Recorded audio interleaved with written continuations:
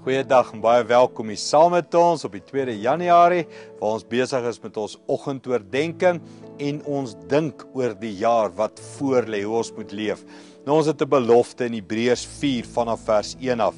Hoor hierdie woorde, hy sê God se belofte dat ons sy rus kan binnegaan, staan nog steeds.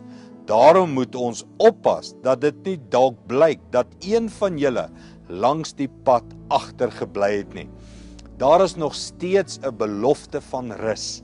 En hierdie belofte van rus gaan natuurlik saam met jou verhouding met Christus. Dit gaan saam met 'n lewe wat rein is in sy woord, in sy ritmes is. Dan kan jy in 'n jaar van rus ingaan. Ek weet nie hoeveel van julle dink oor die jaar wat voor lê en daar kom so klein beklemming op jou hart van wat gaan ons alles tref en hoe baie is die werk en hoe groot is die uitdagings en jy dink aan alles behalwe rus.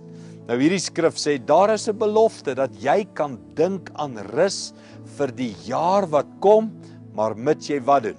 Mits jy in Christus se ritmes en lewe ingaan.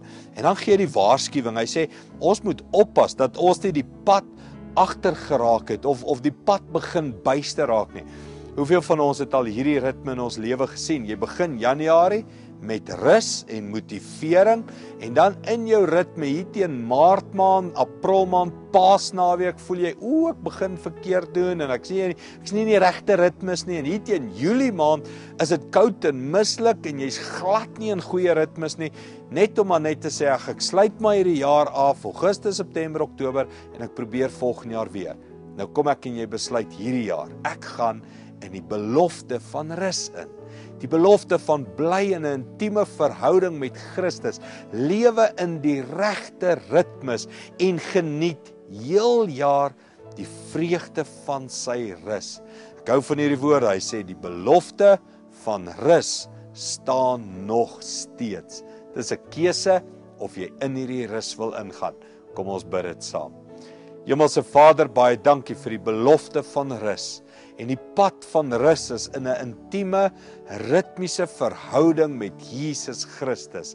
Dankie vir die ritmes, dankie vir die verhouding wat ons met U kan geniet. Dankie vir die belofte van rus vir die hele jaar. Dankie daarvoor in Jesus naam. Amen.